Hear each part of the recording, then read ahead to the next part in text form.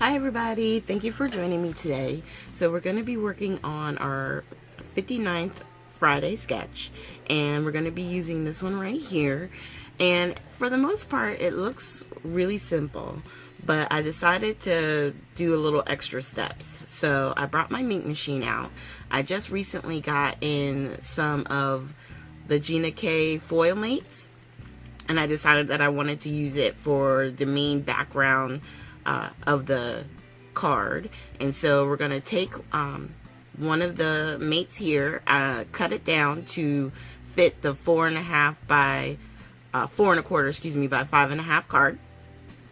And I used my 6x6 transfer sheet. The parchment paper one that comes in the actual foil mates didn't work well for me, and I wound up having to cut it out.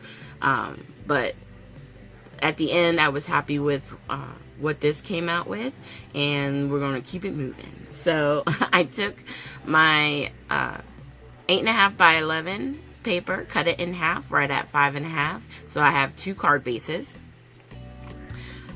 I'm going to take one of them and fold it in half with my bone folder.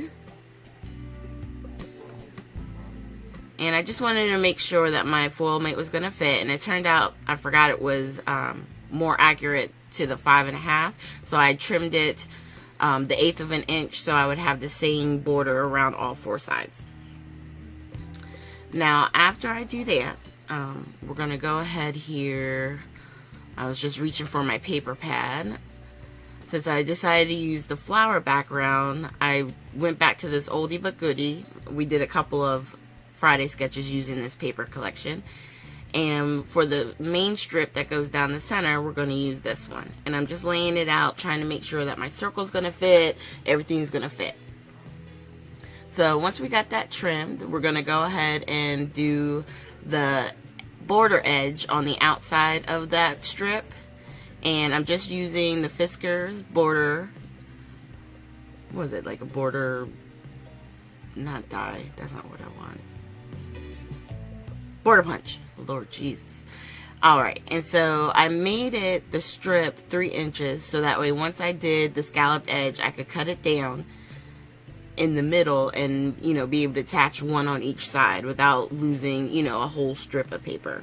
So all I'm going to do is tape up the back using my ATG gun, and then I'm going to line up each one on the opposite sides, making sure to leave the same amount of scalloped edge peeking out.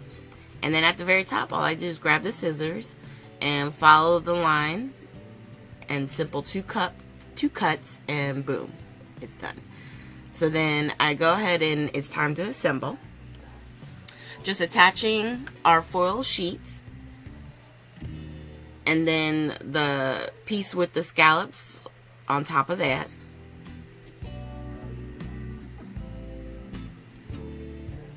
And really, I probably could have even done strips of the foil sheet so that way I didn't lose all of that foiling. But, you know, sometimes it comes with like 10 sheets or something like that. So I'm not worried about, you know, not having enough. So I'm just going to keep it moving. So on the sketch, the leaves that were kind of like coming out on the side of where the circle was, I decided to use this chipboard piece. And what I like about this chipboard piece is that though it's all leaves, there are spots on here where you can cut and get your individual pieces.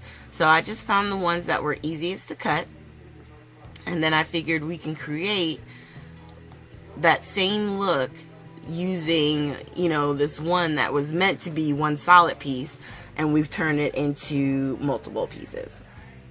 I really liked how it turns out. Now, with it being foiled on the back, I knew that for the chipboard pieces, I wanted to heat emboss.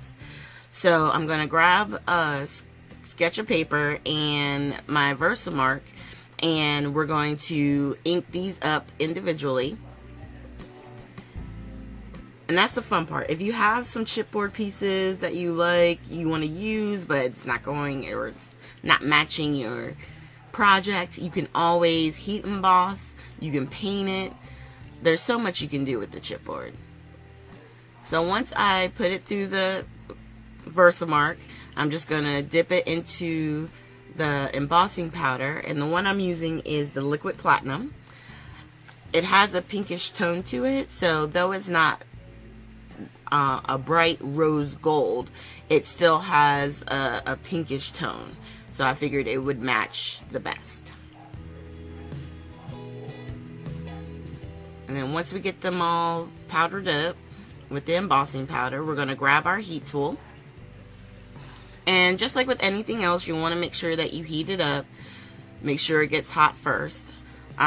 Because these are small pieces, I decided to grab my little, my piercing tool, so that way I can hold it in place as best as I can. Because with the air coming from the heat tool, they want to slide all over the place, as you can see. And then the last piece. And we're all done.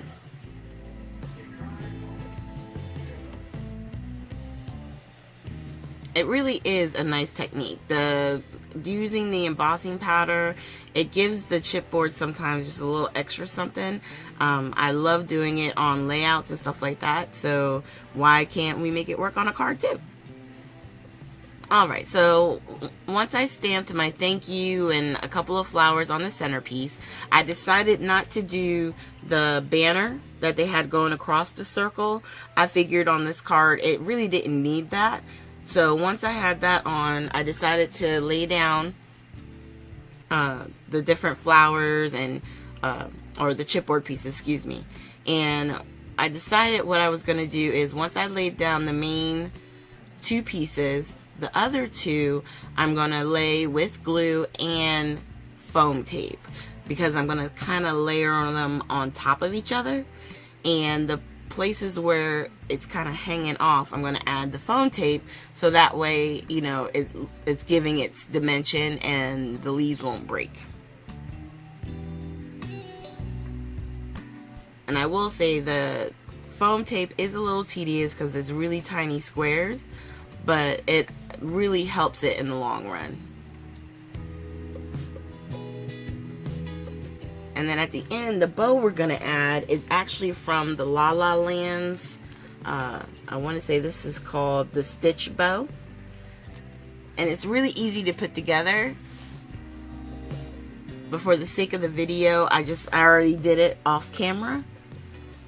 But I'm sure I'll be making this again because it was so cute and it just really finished it off. And it didn't need the button or anything else on top of it. It was really fine on its own. So with the last leaf here, taking the foam tape off, the backing off, and then layering that one on top, and then there's our bow. Super cute. And for the bow, I'm going to put tape in the center, and then you're going to see me test it again, because with the chipboard being up off, I needed to see if I was going to need a second piece of foam tape to make sure it actually reached the card, which it did. And then I'm just going to put some glue on the sides of each of the bow, so where it touches the chipboard, it'll be nice and secure. There we go. Now I did notice there was a little leaf that was kind of in the way, so I'm just going to get my scissors in there. Sorry, I was off camera, and I just snipped it so that way you can still see the thank you.